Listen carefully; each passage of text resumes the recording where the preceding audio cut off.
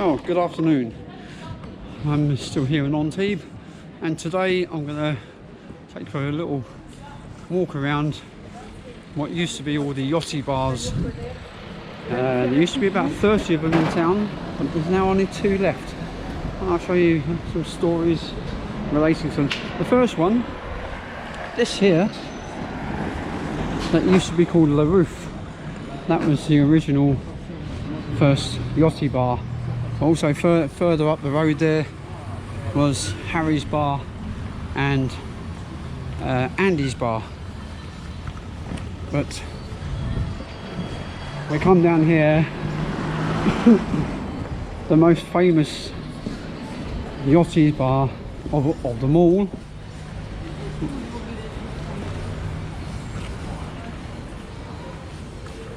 was this place here, right opposite.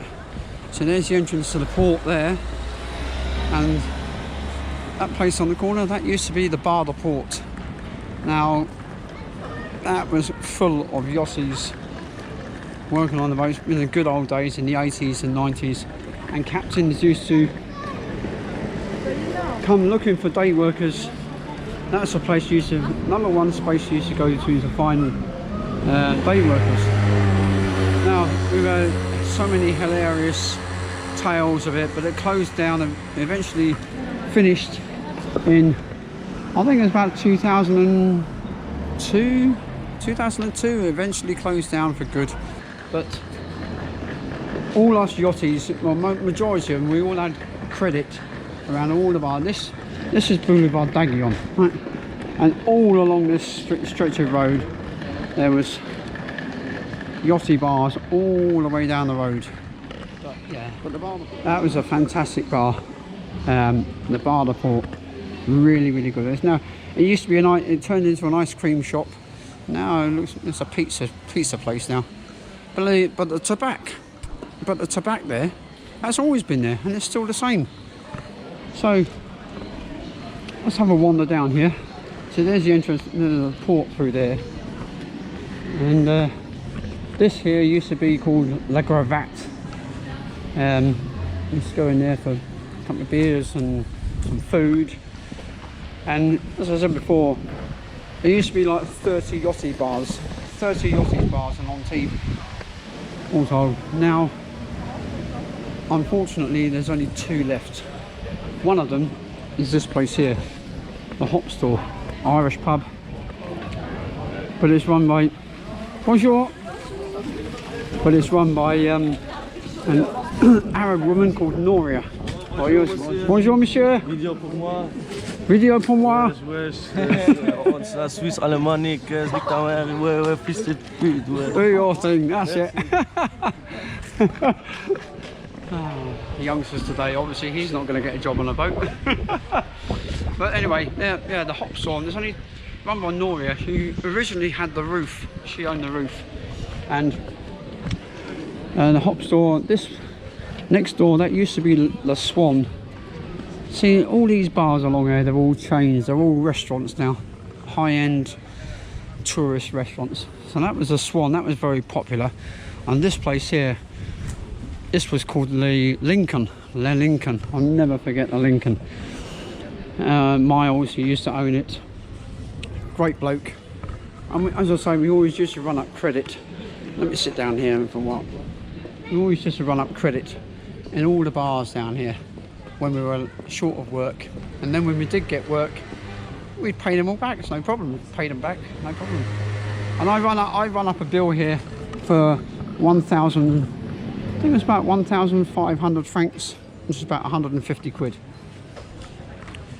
And I'll never forget, 1999, in May 1999, the Champions League final between Manchester United and Bayern Munich. And we walked in there, have a few beers, watched the game on the TV.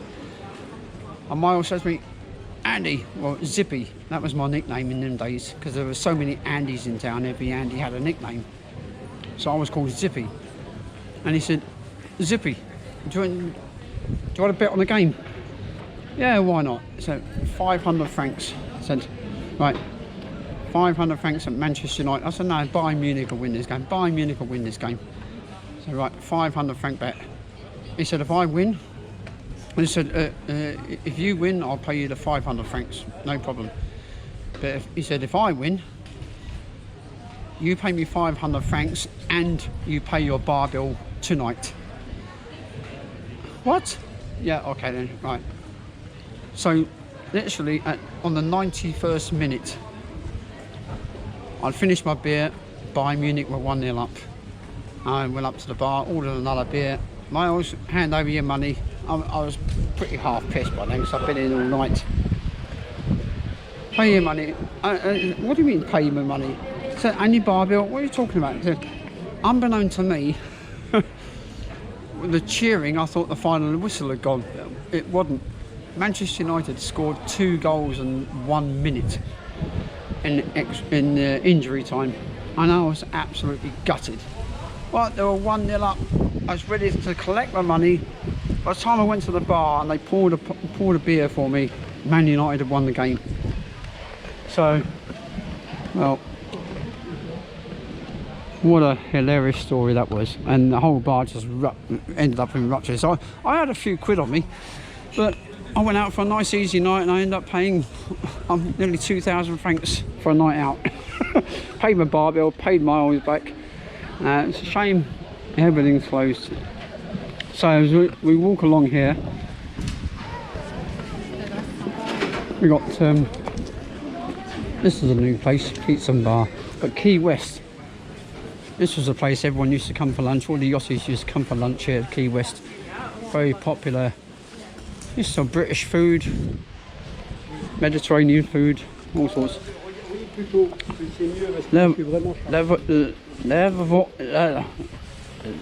Elephant Bleu, that's been there for a while.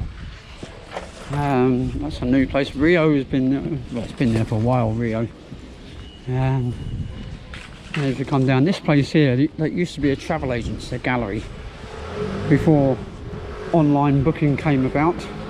We always used to, if anyone wanted to go back to England, we used to go in there and book our tickets, flight tickets back to England, usually with British Airways. This was before EasyJet came about. So, I'll have a little wander down here. There's another interesting scenario I'm going to tell you about here. So we come up here, this place here, I think I remember I mentioned it before, Antibes Ship Services. And it was in here, I was working on a boat called Parsifal, a sailboat in the shipyard, where the captain put me in charge of sanding the deck. Some stupid fool in Germany had varnished the deck. So I had to come and get some supplies, and I went in here. I thought this was the best place to get supplies from. I went in there and got all the supplies I needed: sanders, belt sanders, varnish, this, that and the other, all sorts of things, sandpaper, the galore. And he said, what boat do you work on? I said, Parsifal. Oh, I said, oh, that's right, Parsifal. We've got an account with them. They've got an account with us. But unbeknown to me, there was another boat in the marina.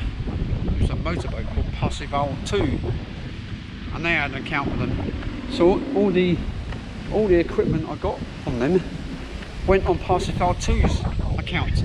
So I didn't have to pay, I just got an invoice. I didn't have to pay for anything. So when we finished the job, I put the invoice into the captain and he paid me out all the goods I spent, which I hadn't really spent anything. So we got away with this. And this here, Jeffrey's of London. Now Jeffrey had made a real good go of this place. This place here has a bit of a checkered history. Several businesses had been here in this particular spot and not made a go of it.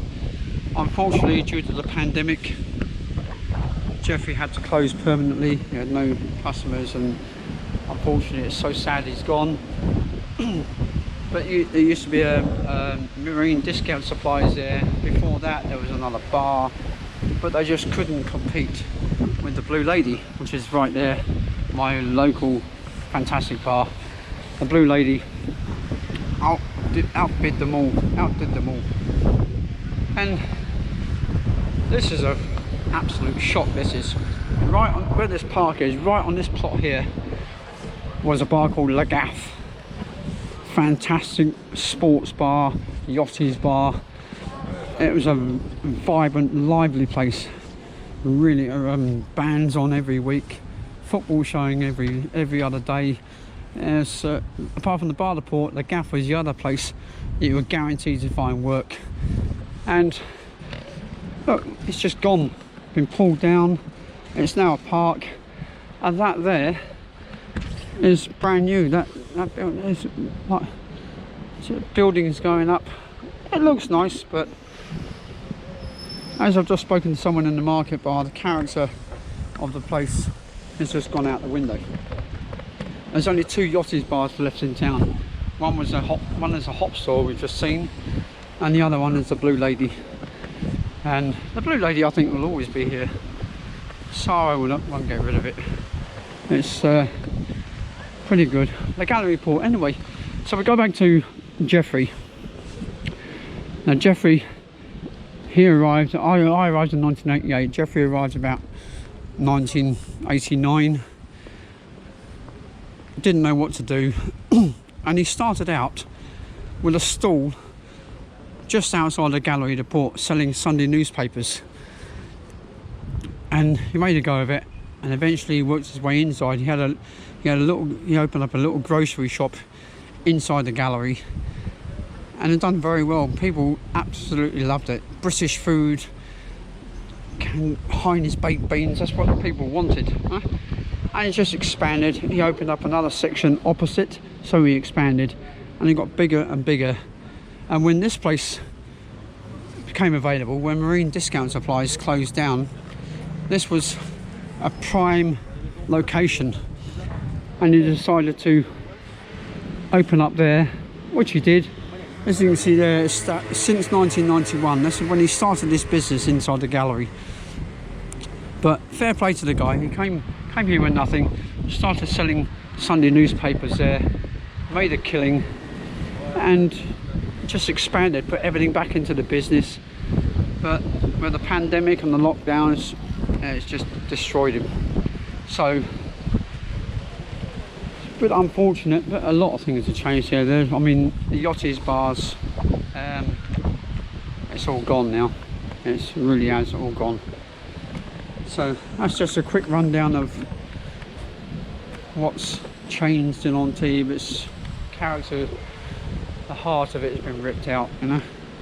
So, but as of now, I'm going to pop in here, have a quick press on, see who's about, and find some news. I'm still trying to find my friend Chicken.